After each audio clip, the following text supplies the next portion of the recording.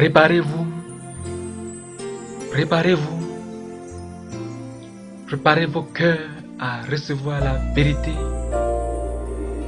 Préparez-vous à recevoir la vérité chez vous. Préparez-vous, préparez-vous, préparez vos cœurs à recevoir la vérité. Préparez-vous à recevoir la vérité chez vous. Sans ta lumière, Seigneur, que serions-nous dans ce monde en perdition, sans direction, cherchant la voie? C'est l'heure de la vérité. C'est l'heure de la vérité. La vérité qui divise et qui dérange, mais aussi et surtout la vérité qui affranchit, la vérité qui sauve, la vérité qui délivre, la vérité qui libère. Vous connaîtrez la vérité et la vérité vous rendra libre, a dit le Seigneur Jésus-Christ dans l'évangile de Jean chapitre 8, le verset 32. Vous tous qui aimez la vérité et surtout la vérité biblique, soyez abondamment bénis au nom du Seigneur Jésus-Christ. Pour vous servir, je suis le pasteur et serviteur du Seigneur Jésus-Christ, Rodrigue Djenji. Alléluia, gloire à Dieu. Amen.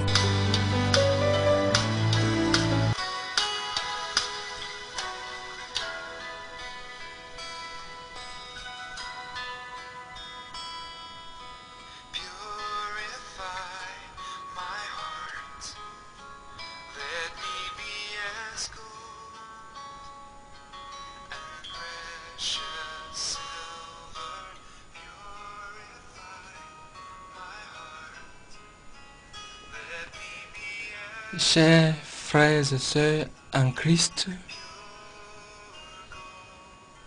et vous tous qui m'écoutez en ce moment même, recevez mes sincères et chaleureuses salutations dans le merveilleux et glorieux nom de notre Rédempteur et Seigneur Jésus-Christ.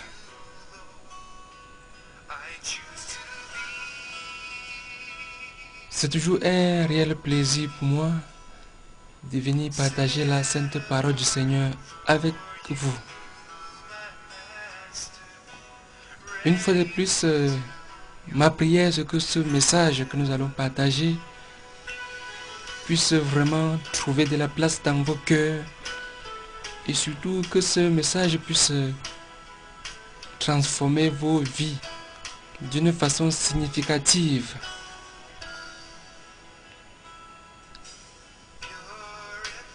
Le titre de notre message que nous allons partager en ce moment même, c'est « Ce qu'on n'enseigne plus aux chrétiens ». Oui, c'est qu'on n'enseigne plus aux chrétiens.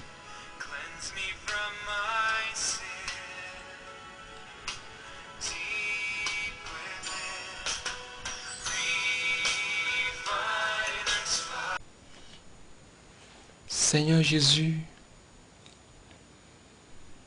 une fois de plus que ton nom soit béni pour ce privilège que tu nous donnes de nous entretenir, Seigneur, par ta sainte parole. Seigneur, je prie que toi-même tu bénisses cette parole, cet enseignement. Oui, bénis cet enseignement, Seigneur, afin que tous ceux-là qui m'écoutent, tous ceux-là, Seigneur, qui sont en train de m'écouter en ce moment même, puissent vraiment être bénis au travers de ce partage, au travers de cet enseignement. Tu te grâce, tu te bonté. Je prie que tous ceux qui vont écouter ce message, que leur vie ne soit plus la même, que leur vie puisse être vraiment changée. Merci Seigneur, parce que par ta parole, tu redresses. Par ta parole, Seigneur, tu corriges.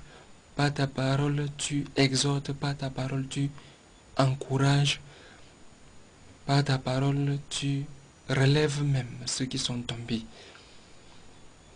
Une fois de plus, Seigneur, je te dis merci d'avance parce que je crois que tu es vivant et que ta parole aussi est vivante et que certainement tu vas agir dans le cœur au-delà même de tout ce que je peux te demander en ce moment même. Seigneur Jésus, que ton nom seul puisse continuer à être élevé et exalté, magnifié au-dessus de tous les noms, maintenant et pour toujours. Alléluia. Amen. Oui, nous allons partager la sainte parole du Seigneur. Et je disais tantôt que le titre de notre message, c'est « Ce qu'on n'enseigne plus aux chrétiens ». Ce qu'on n'enseigne plus aux chrétiens. Mais l'Esprit dit expressément que dans les derniers temps, quelques-uns abandonneront la foi pour s'attacher à des esprits séducteurs et à des doctrines des démons.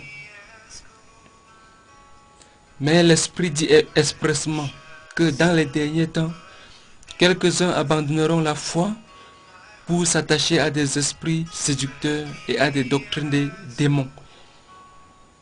1 Timothée chapitre 4, le premier verset.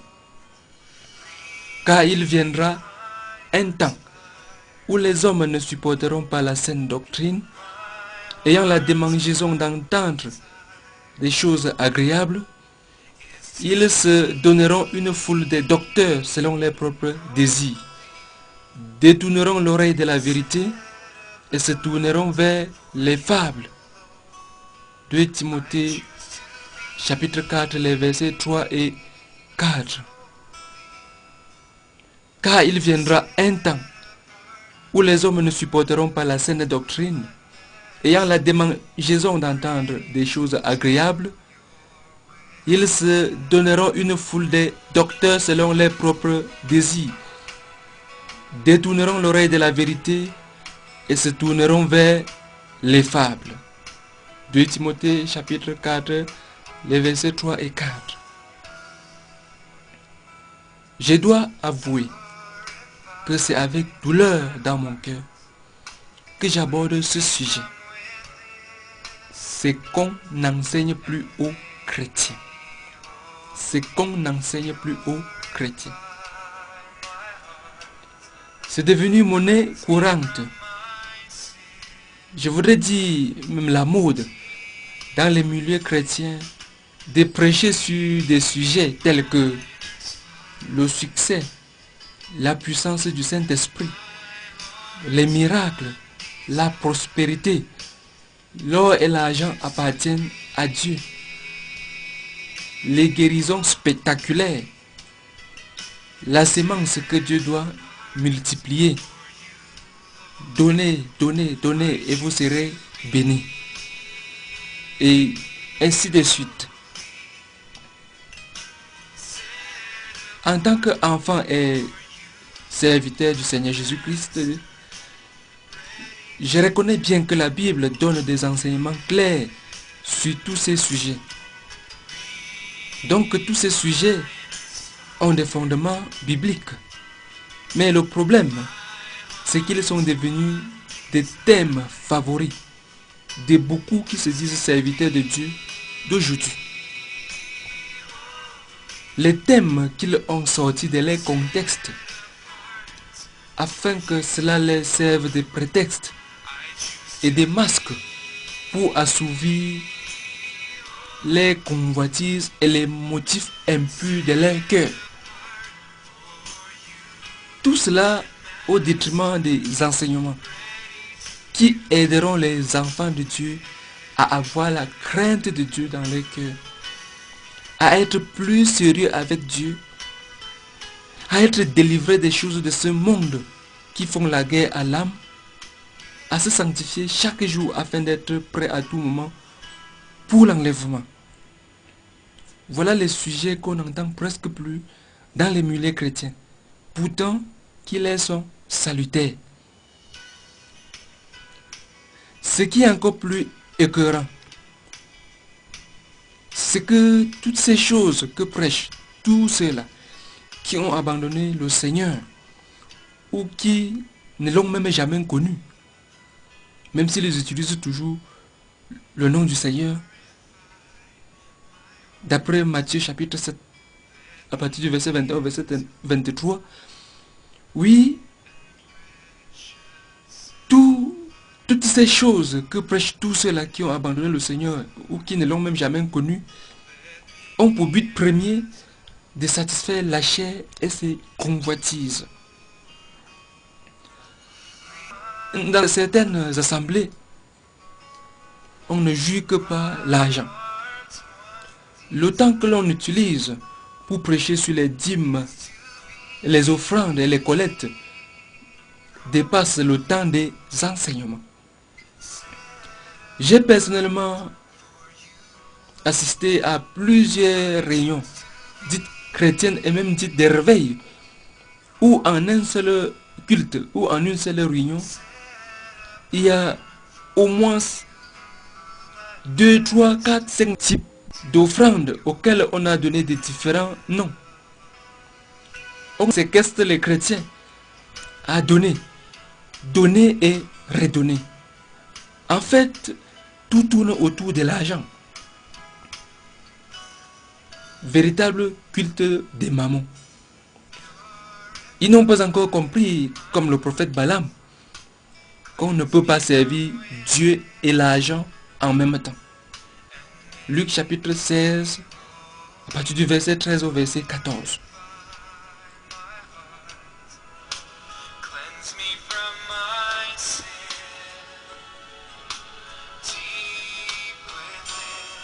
Et dans d'autres assemblées, on ne juge que par les miracles. Ils sont prêts à tout pour produire ce qu'ils appellent miracle. Ainsi, les portes sont grandement ouvertes à Satan et ses démons pour qu'ils se manifestent et possèdent ces pauvres âmes pour lesquels le Seigneur a donné sa vie à la croix. Oui, dans certaines assemblées, l'esprit d'épilepsie est puissamment à l'œuvre. Oui, l'esprit des tombes. Parce que je ne sais pas si le Saint-Esprit de Dieu, le Saint-Esprit du Dieu vivant, est un esprit d'épilepsie ou un esprit des tombes. Lorsqu'on voit dans beaucoup de milieux religieux, les gens tomber en désordre, au point même de se faire mal. Lorsqu'on voit les gens tomber et retomber, et que certaines personnes applaudissent en disant que voilà le Seigneur à l'œuvre, voilà la puissance du Saint-Esprit, je me demande toujours si le Saint-Esprit de Dieu est un esprit de tombe ou un esprit d'épilepsie.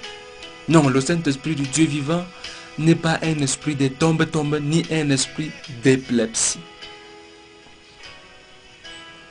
Parce que ce qu'on voit aujourd'hui n'a rien de biblique. Tout ce qu'on voit aujourd'hui n'est que du spectacle. Tout ce qu'on voit aujourd'hui n'est que du show. Et derrière ce spectacle, derrière ce show, je crois qu'il y a les esprits maléfiques qui se manifestent. Cette puissance qui fait tomber les gens en désordre. Cette puissance qui fait tomber les gens n'importe comment au point qu'ils puissent se faire mal. Non, ce n'est pas un esprit qui vient du Dieu vivant. C'est un esprit qui vient du monde des ténèbres. Parce que lorsqu'on lit la Bible, le Seigneur Jésus-Christ en personne, lorsqu'il manifestait sa puissance et que en face de lui se trouvait une personne possédée par des démons ou par un démon, ce démon ou ces démons sortaient une fois pour toutes. Et ces personnes étaient aussi délivrées une fois pour toutes. Et ça n'avait rien de spectaculaire. Ça n'avait rien de show que l'on voit aujourd'hui. Parfois dans certains milieux, certaines personnes, pour montrer qu'ils sont si puissants, parfois ils déclarent déjà même le nombre de gens qui vont tomber avant de commencer les spectacles. et les gens sont assis, regardant avec admiration et parfois même applaudissant. Parce que les gens ne voient pas derrière cette puissance Satan.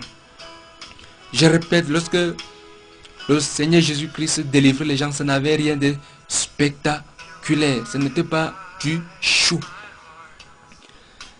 Et parfois dans beaucoup de milieux religieux, les mêmes personnes tombent chaque fois. Lorsqu'on regarde la Bible, les gens étaient délivrés une fois pour toutes lorsque la puissance du Seigneur Jésus-Christ se manifestait. Il dit bien, ils étaient délivrés une fois pour toutes. Donc les gens qui tombent chaque fois et presque tous les jours où il y a ce spectacle, ça montre tout simplement que ça n'a absolument rien à voir avec la parole de Dieu. Et laissez-moi vous dire que certaines personnes s'en vont, même dans le monde des ténèbres, chercher cette puissance. Et ce qui est vraiment triste, c'est que c'est au milieu des enfants de Dieu qu'ils viennent se manifester. C'est au milieu des enfants de Dieu qu'ils viennent se produire comme des artistes. Et beaucoup d'enfants de Dieu, même nés de nouveau, n'arrivent pas à discerner derrière cette puissance, la puissance de Satan.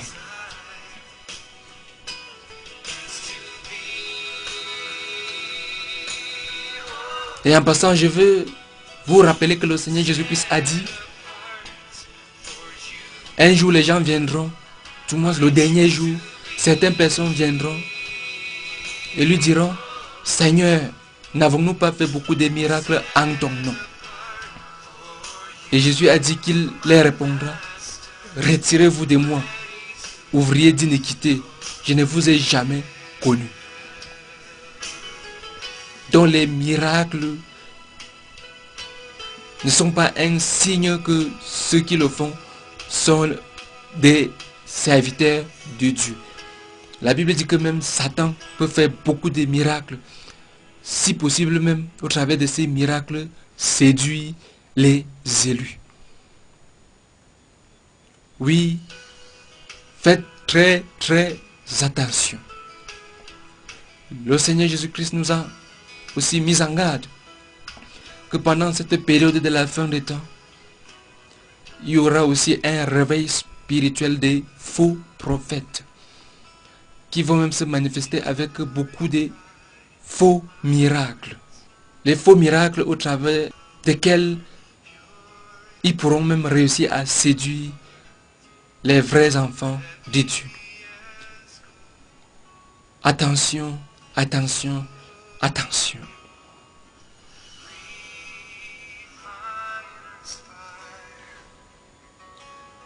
La Bible nous dit que quiconque va plus loin et ne demeure pas dans la doctrine de Christ n'a point Dieu. Deuxième épître de Jean, verset 9. Donc si vous êtes dans ce genre de milieu où on ne juge que par de l'argent, où on ne juge que par les miracles, je vous recommande de sortir le plus tôt possible avant qu'il ne soit trop tard.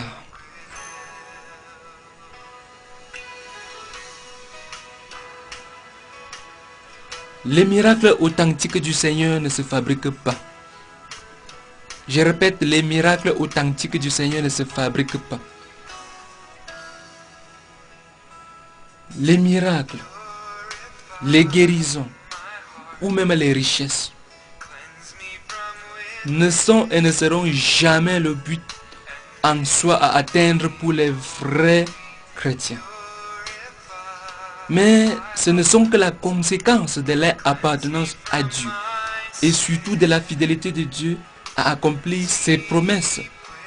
Mais comme il le veut et quand il le veut, Parce qu'il est souverain. Dieu est souverain.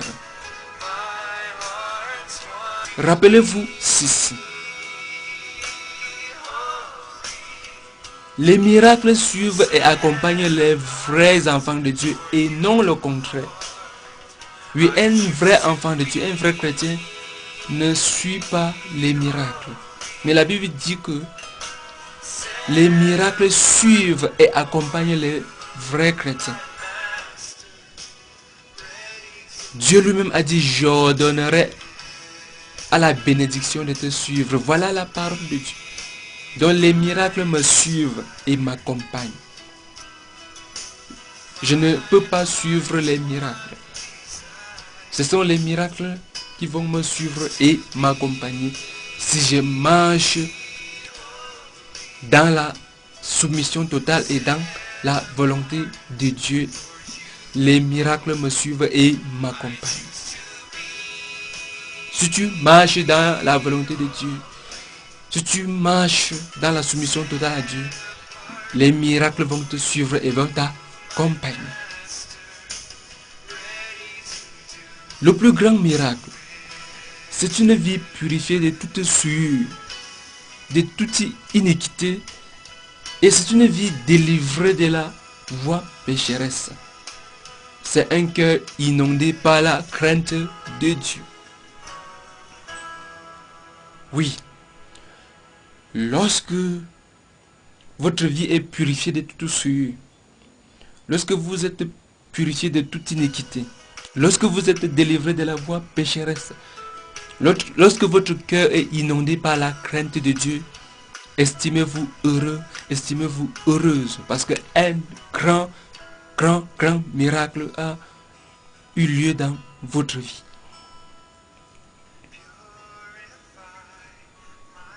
Certains faux prophètes et serviteurs de l'argent ou des mamans vont jusqu'à pratiquer la magie et la sorcellerie au milieu des enfants de Dieu.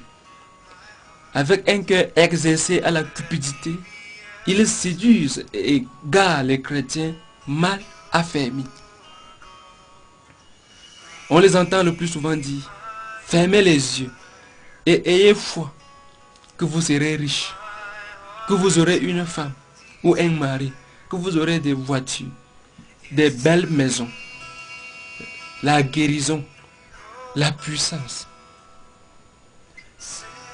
On les entend aussi le plus souvent dire, amenez telle somme d'argent, je vais prier pour vous et Dieu va multiplier. Et les chrétiens qui ne lisent pas les Bibles tombent dans le piège du diable en les suivant dans les folies. Ils ont fait de Dieu un marabout. Quelle abomination! Le Seigneur dit, malheur à vous, conducteurs aveugles. Vous fermez aux hommes le royaume des cieux, vous n'y entrez pas vous-même, et vous n'y laissez pas entrer ceux qui veulent entrer. Hypocrite, comment échapperez-vous au châtiment de Dieu? Vous qui promettez la liberté, alors que vous êtes vous-même esclaves de la corruption. Oui, vous qui promettez la liberté, alors que vous êtes vous-même esclaves de la corruption. 2 Pierre chapitre 2, à partir du verset 13 au verset 19.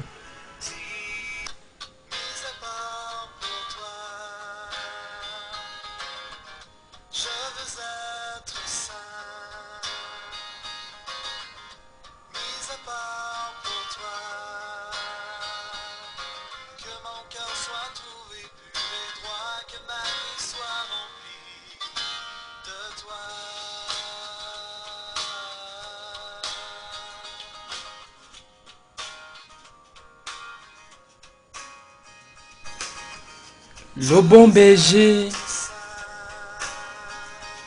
connaît toutes ses brebis et il donne sa vie pour elles. Oui, le bon berger connaît toutes ses brebis et il donne sa vie pour elles. Mais les bergers d'aujourd'hui, oui, les bergers d'aujourd'hui dépouillent les brebis, s'engraissent et prennent chaque jour du poids tandis que les brebis ne font que maigrir pour finir par mourir. Puis, de nos jours, les rôles sont inversés. Au lieu que les bergers s'occupent des brebis, c'est plutôt les brebis qui s'occupent des bergers. Puis, au lieu que les bergers s'occupent des brebis, ce sont les brebis qui s'occupent des bergers. Que c'est terrible. Et les bergers dépouillent même les brebis. En fait, ça se comprend. C'est qu'ils sont des mercenaires et non des bergers. Beaucoup qui se disent être des bergers et des pasteurs, en réalité ne sont que des mercenaires. Ce ne sont pas des bergers, ce ne sont pas des pasteurs. Parce qu'un bon pasteur donne sa vie pour ses brebis. Un bon pasteur prend soin de ses brebis à tous les niveaux, spirituellement, financièrement et matériellement. Oh chrétien, dis-moi ce qu'on t'enseigne et je te dirai qui tu es. Chrétien, dis-moi ce qu'on t'enseigne et je te dirai qui tu es. Écoute, le Seigneur ne nous a pas promis une marche facile dans ce monde. Marc chapitre 8 à partir du verset 34 verset 36.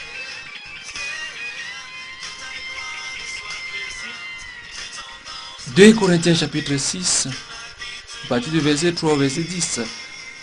L'évangile de Jean chapitre 15, à partir du verset 18 au verset 20. Ou Actes des Apôtres chapitre 14, le verset 22. Ou Jean chapitre 16, le verset 33. Examinons ensemble ce précieux nom chrétien que toi tu portes. Chrétien vient de Christ, donc comme Christ. Chrétien vient de Christ, comme Christ. Donc, porter ce nom, c'est s'engager à vivre comme le Seigneur Jésus-Christ, qui est le Maître, a vécu. Et comment a vécu le Seigneur Jésus-Christ, notre modèle? Déjà à 12 ans, Jésus était conscient de sa mission sur terre, à savoir s'occuper des affaires de son Père. Et plus tard, il dira à ses disciples, il faut aussi que j'annonce aux autres villes la bonne nouvelle du royaume de Dieu, car c'est pour cela que j'ai été envoyé. Luc chapitre 4, verset 43. Bien-aimés, chers frères et sœurs, chers frères, chères sœurs, sais-tu pourquoi tu es dans ce monde? Sais-tu ce que tu as à faire? Et si tu le sais et tu es en train de le faire, ou bien tu t'es fondu par conformisme dans la masse, dans la foule. Faisons l'œuvre de celui qui nous a envoyés pendant qu'il fait encore jour. La nuit vient où personne ne pourra plus travailler. Rachetons le temps. Sais-tu que tu rendras compte à Dieu pour toi-même? 2 Corinthiens chapitre 5, le verset 10. Romains chapitre 14, le verset 12. Oui, tu rendras compte à Dieu pour toi-même. Lorsque Dieu va t'appeler devant son tribunal, pour que tu puisses rendre compte de la manière dont tu l'as servi sur la terre, ton pasteur ne viendra pas répondre à ta place. Non, tu rendras compte à Dieu pour toi-même. Et tu rendras compte par rapport à ce que tu savais être écrit dans ta Bible, la Bible que tu arrêtes en main presque chaque jour. Oui, tu ne dois pas seulement arrêter cette Bible entre tes mains, mais il faut pratiquer ce qui est écrit, parce que c'est par rapport à cela que tu rendras compte à Dieu. C'est par rapport à cela que tu rendras compte au tribunal du Seigneur Jésus-Christ, pour toi-même.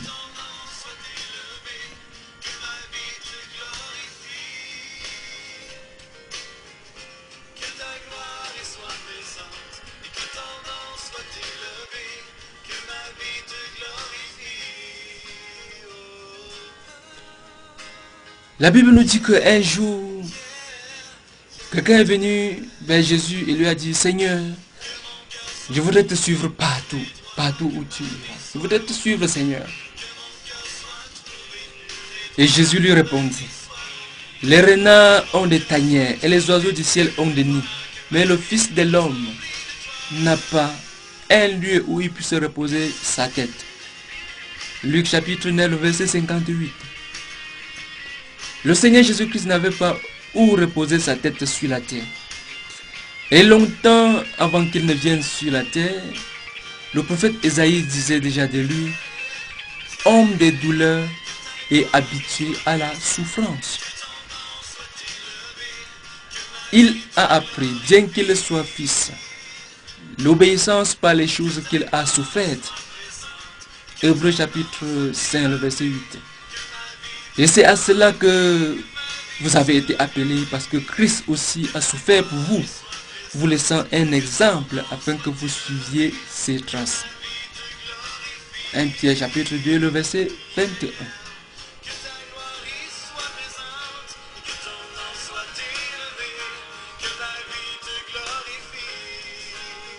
Que cela soit bien clair dans nos pensées.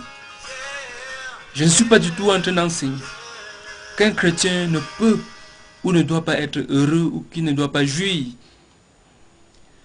du privilège que lui donne sa position en tant qu'enfant de Dieu. Non, non, non. Moi qui vous parle en ce moment même, je suis très heureux et je profite pleinement de ma position d'enfant de Dieu.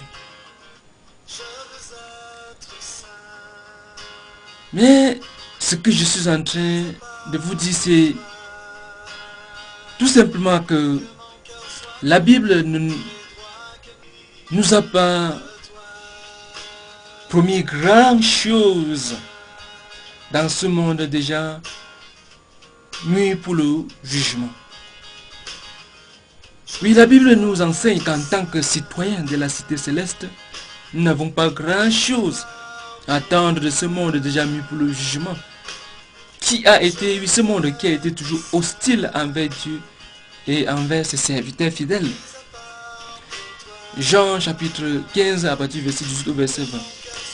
Mais notre espérance, c'est la vie à venir. Raison pour laquelle nous devons nous attacher seulement aux choses d'en haut. Colossiens chapitre 3 à partir du premier verset au verset 4. Et peu importe toutes les souffrances que nous pouvons endurer pour le Seigneur, car elles ne sauraient être comparées à la gloire à venir. Romains chapitre 8, le verset 18. Il n'y a que les ennemis de Dieu et les enfants de ce monde qui ne pensent qu'aux choses de la terre et à leur ventre. Mais la Bible dit que leur fin, c'est la perdition. Oui, il y a beaucoup qui ne pensent qu'aux choses de la terre. Il y a beaucoup qui se disent serviteurs de Dieu, enfants de Dieu, serviteurs de Dieu, mais qui ne pensent qu'à leur ventre. Qui ne pensent qu'aux choses de la terre. Mais leur fin, c'est la perdition. Philippiens chapitre 3, à partir du verset 17 au verset 21.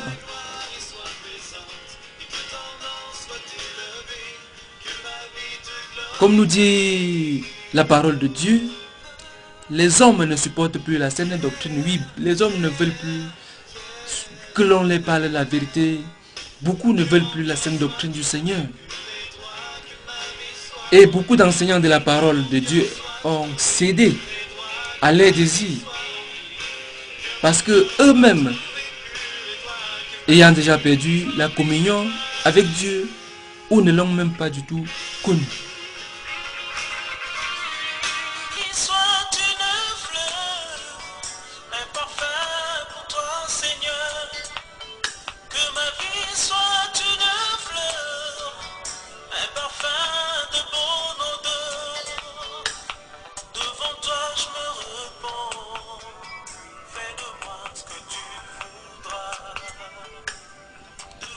C'est qu'on n'enseigne plus. C'est qu'on n'enseigne plus. Que ce livre de la loi la Bible ne s'éloigne point de ta bouche. Médite-le jour et nuit pour agir fidèlement selon tout ce qui y est écrit. Josué chapitre 1, le verset 8. Cherchez premièrement le royaume et la justice de Dieu. Et toutes ces choses, c'est-à-dire ce qui nous est nécessaire pour vivre, nous seront données par-dessus. Cherchez premièrement le royaume de Dieu et sa justice, et toutes les autres choses vous seront données cadeau. Matthieu chapitre 6, le verset 33. Car nous n'avons rien apporté dans ce monde, et il est évident que nous n'en pouvons rien emporter. Si donc nous avons la nourriture et le vêtement, cela nous suffira. 1 Timothée chapitre 6 à partir du verset 3 verset 13. Contentez-vous de ce que vous avez. Hébreux chapitre 13 le verset 5. Philippiens chapitre 4 à partir du verset 11 au verset 12. Nous sommes étrangers et voyageurs sur la terre. Hébreux chapitre 11 le verset 13. 1 Pierre chapitre 2 le verset 11. Le Seigneur Jésus-Christ n'était pas du monde. Nous non plus, nous qui sommes chrétiens enfants de Dieu, nous ne sommes plus du monde. L'évangile de Jean chapitre 15 à partir du verset 18 au verset 20. Le chapitre 17 le verset 16 de l'évangile de Jean. Attachez-vous aux choses d'en haut et non à celles qui sont sur la terre. Colossiens chapitre 3 le verset 2. Évangéliser n'est pas une option, n'est pas un choix, mais un ordre. Matthieu chapitre 28, les versets 19 et 20. L'évangile de Marc chapitre 16, le verset 15. 1 Corinthiens chapitre 9, le verset 16. Ne pas sortir de nos églises, de nos temples, pour aller prêcher l'évangile qui sauve, même jusqu'aux extrémités de la terre, est un très grand crime. Car la destinée éternelle des hommes dépend de l'évangile. Comment croiront-ils à ce qu'ils n'ont pas entendu? Et Jésus dit, lorsque cette bonne nouvelle sera prêchée dans toutes les nations pour servir de témoignage, alors viendra la fin. Bien-aimés, gagner les âmes pour le paradis éternel doit être la priorité des priorités dans nos vies. Ésaïe chapitre 59, le verset 16, la première partie. Ézéchiel chapitre 3, à partir du verset 17 au verset 19. Toute activité qui n'est pas liée au salut des âmes n'est que vanité. Oui, tout ce que vous pouvez faire, vous qui êtes enfants de Dieu, si ce n'est pas directement lié ou même indirectement lié au salut des âmes, ce n'est que vanité. Se marier, c'est bon. Car Dieu a dit, il n'est pas bon que l'homme soit seul et que le mariage soit honoré de tous. Mais ne pas se marier afin de pouvoir se consacrer totalement à Dieu et le servir sans distraction, la Bible dit que c'est mieux. 1 Corinthiens chapitre 7, à partir du verset 26 au verset 40. Il y en a qui se sont rendus eux-mêmes uniques à cause du royaume des cieux. Matthieu chapitre 19, le verset 12.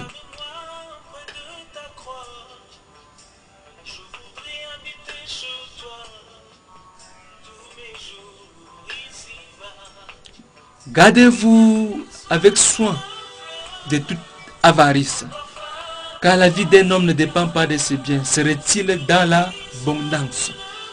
Luc chapitre 12, le verset 15. Ainsi donc, quiconque d'entre vous ne renonce pas à tout ce qu'il possède ne peut être mon disciple, nous dit le Seigneur Jésus-Christ. Luc chapitre 14, le verset 33. Ne vous amassez pas les trésors sur la terre. Vous ne pouvez servir Dieu et les richesses. Matthieu chapitre 6, à partir du verset 19 au verset 24.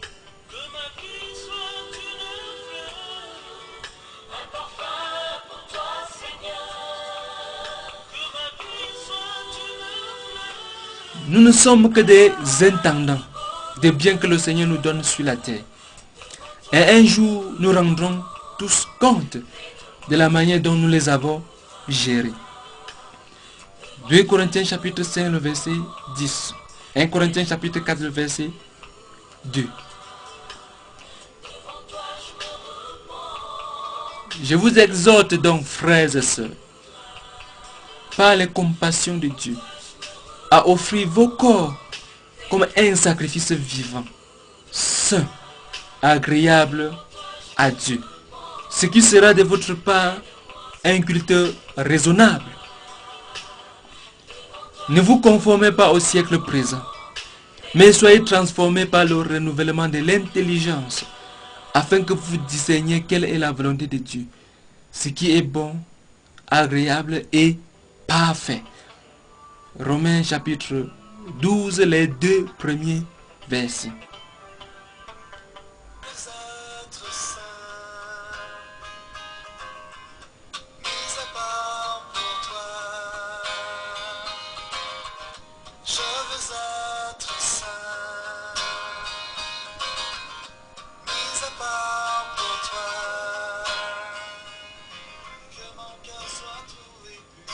Mais puisque celui qui vous a appelé est saint, vous aussi soyez saints dans toute votre conduite. Puisque celui qui vous a appelé est saint, vous aussi soyez saints dans toute votre conduite, selon qu'il est écrit, vous serez saints, car je suis saint, dit le Seigneur. 1 Pierre chapitre 1, les versets 15 et 16. Maintenant, étant affranchis du péché et devenus esclaves de Dieu, vous avez pour fruit la sainteté et pour fin la vie éternelle. Maintenant, étant affranchis du péché et devenus esclaves de Dieu, vous avez pour fruit la sainteté et pour fin la vie éternelle. Romains chapitre 6, le verset 22. Notez bien, la Bible dit que nous sommes devenus des esclaves de Dieu. Et un esclave a perdu le droit de décider de quoi que ce soit, de lui-même et pour lui-même. Lui, un esclave ne vit que pour son maître. Et nous ne vivons que pour notre maître qui est le Seigneur Jésus-Christ. Et nous n'avons rien à décider de nous-mêmes et pour nous-mêmes. C'est le Seigneur Jésus-Christ qui décide de tout. Et nous sommes là pour exécuter tout ce qu'il nous demande sans discuter.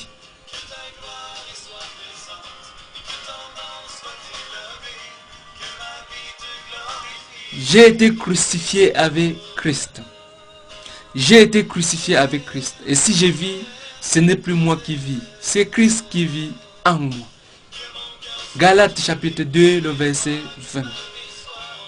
Souffre avec moi comme un bon soldat de Christ. 2 Timothée chapitre 2,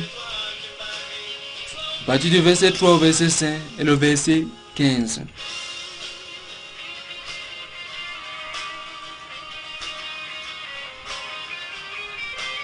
Mes bien-aimés, ne trouvez pas étrange d'être dans la fournaise de l'épreuve, comme s'il vous arrivait quelque chose d'extraordinaire.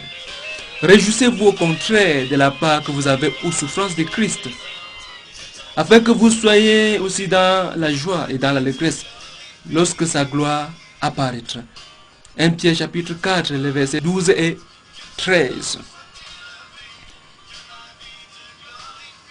Ayant donc de telles promesses, bien-aimés, purifions-nous de toute souillure de la chair et de l'esprit, en achevant votre sanctification dans la crainte de Dieu. 2 Corinthiens chapitre 7, le premier verset. Et la crainte de l'Éternel est le commencement de la sagesse. La crainte de l'Éternel est le commencement de la sagesse. Tous ceux qui l'observent ont une raison saine. Psaume 111, le verset 10.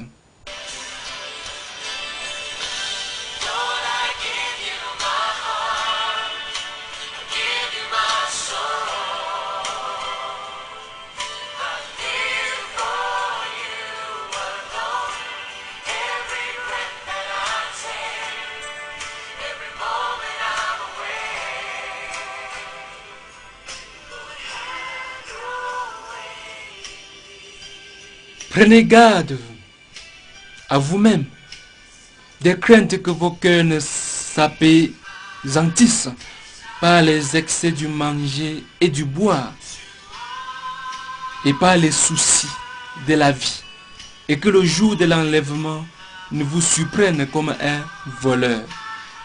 Oui, prenez garde à vous-même, frères et sœurs, des craintes que vos cœurs ne s'apaisantissent par les excès du manger et du boire et par les soucis de la vie, et que le jour de l'enlèvement ne vous surprenne comme un voleur. Luc chapitre 21, le verset 34. Luc chapitre 17, le verset 34, 35 et le verset 36.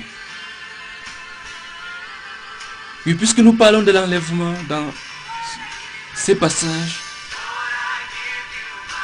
l'église que le Seigneur viendra enlever n'aura ni ride, ni tache, ni rien de semblable, mais une église qui est sainte et irréprochable. Éphésiens chapitre 5, le verset 27. L'église que le Seigneur Jésus-Christ viendra enlever n'aura ni ride, ni tache, ni rien de semblable, mais sainte et irréprochable. Éphésiens chapitre 5, le verset 27. Le Seigneur Jésus-Christ dit, celui qui vaincra, je le ferai asseoir avec moi sur mon trône, comme moi j'ai vaincu et me suis assis avec mon Père sur son trône. Apocalypse chapitre 3, le verset 21. Bien-aimé, le Seigneur Jésus revient pour enlever les vainqueurs. Donc efforce-toi d'être un vainqueur. Soyez donc parfaits comme votre Père Céleste est parfait. Matthieu chapitre 5, le verset 48. Sois un vainqueur et que le Seigneur Jésus-Christ te bénisse. Alléluia. Amen.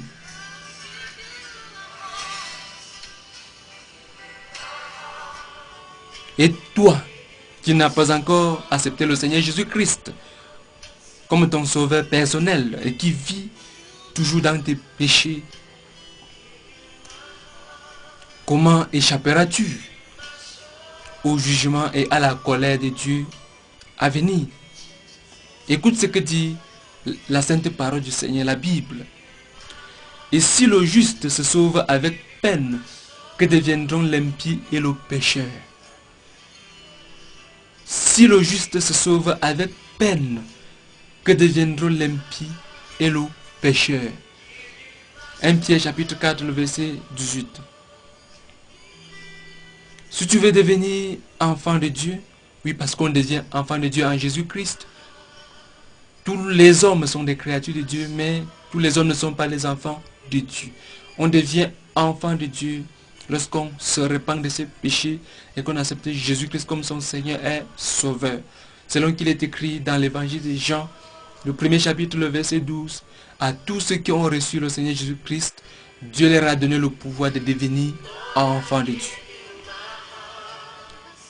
Donc si tu veux devenir un enfant de Dieu et avoir part à la course chrétienne, course dont le vainqueur recevra une couronne incorruptible, d'après 1 Corinthiens chapitre 9 à partir du verset 24 au verset 27, répands-toi tout simplement, c'est-à-dire confesse tes péchés à Dieu et décide d'abandonner ces péchés et donne ton cœur au Seigneur. Invite le Seigneur Jésus-Christ à venir habiter dans ta vie et fais de lui ton Seigneur et ton Sauveur personnel. Et après cela, tu peux te faire baptiser au nom du Seigneur Jésus-Christ qui est mort pour toi à la croix. Actes des Apôtres chapitre 2, à partir du verset 37, verset 47. Et demande au Seigneur Jésus chaque jour dans la prière de faire de toi la personne qu'il veut que tu sois. Un vainqueur. Que la grâce et la paix du Seigneur Jésus-Christ soient avec vous tous. Alléluia. Amen.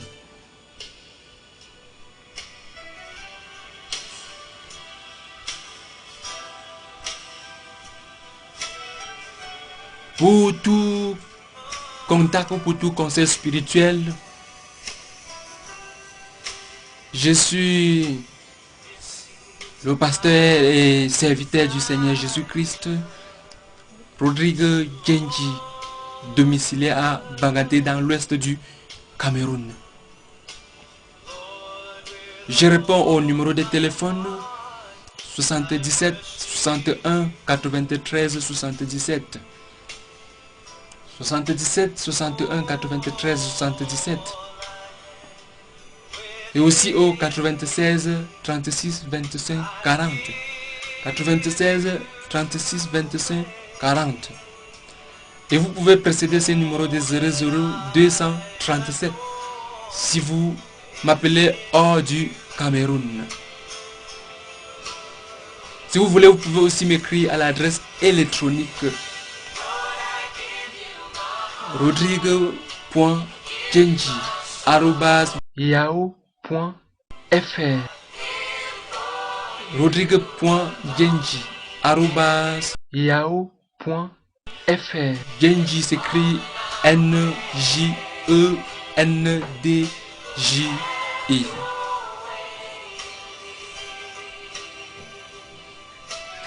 Une fois de plus, que le Saint-Esprit puisse continuer à agir dans vos cœurs au travers de ce message que vous avez écouté.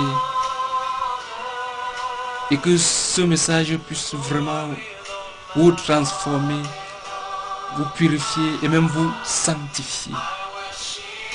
Selon que le Seigneur Jésus-Christ lui-même a dit, déjà vous êtes purs à cause de la parole de Dieu que vous avez écoutée. Et le Seigneur Jésus-Christ a aussi prié, Père, je te prie, sanctifie-les par ta parole. Oui, que cette parole puisse vraiment vous sanctifier. Une fois de plus, que la grâce du Seigneur puisse surabonder dans vos vies. Et que l'honneur, la gloire, la majesté reviennent au roi des rois, le Seigneur des seigneurs. Le Seigneur Jésus-Christ, maintenant et pour l'éternité. Alléluia. Amen.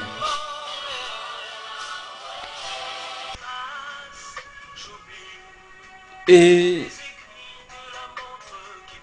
sachez aussi que, vous tous qui m'écoutez, que ce message et tous les autres messages, tous mes messages, oui, existent sous forme de brochures, oui, sur des CD audio, sur des VCD et sur des DVD. Et tout cela est distribué gratuitement. Gratuitement. Parce que Jésus a dit donner gratuitement. La parole de Dieu ne doit pas se vendre. Et d'ailleurs, moi, je ne vends pas la parole de Dieu. Je ne peux pas vendre la parole de Dieu. Donc tout cela est disponible gratuitement. À la limite des stocks disponibles. Oui, à la limite des stocks disponibles parce que je les réalise et je les produis avec mes propres moyens financiers. Oui, avec mes propres moyens financiers.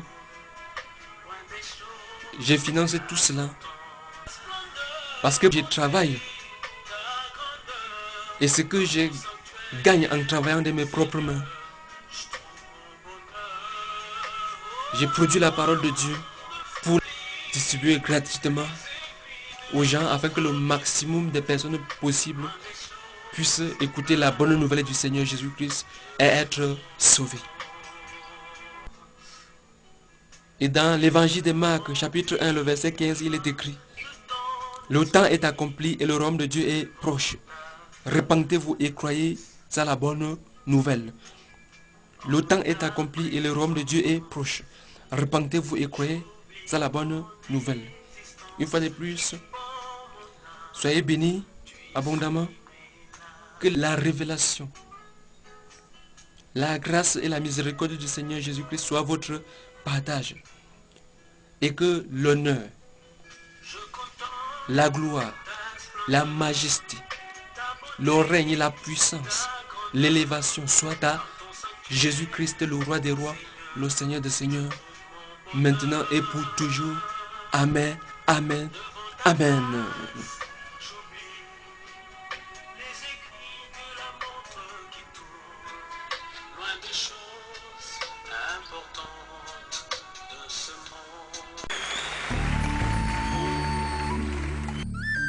Je suivrai mon Seigneur, je suivrai mon Seigneur et mon Maître, sans jamais m'éloigner de ses pas, sans que rien ici-bas ne m'arrête.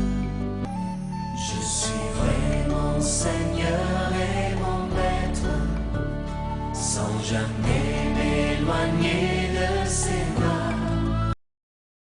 S'il vous plaît, ne gardez pas ce message pour vous seul. Faites tout pour le partager avec le maximum de personnes possibles autour de vous.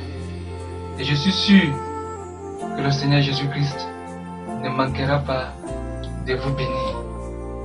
Amen.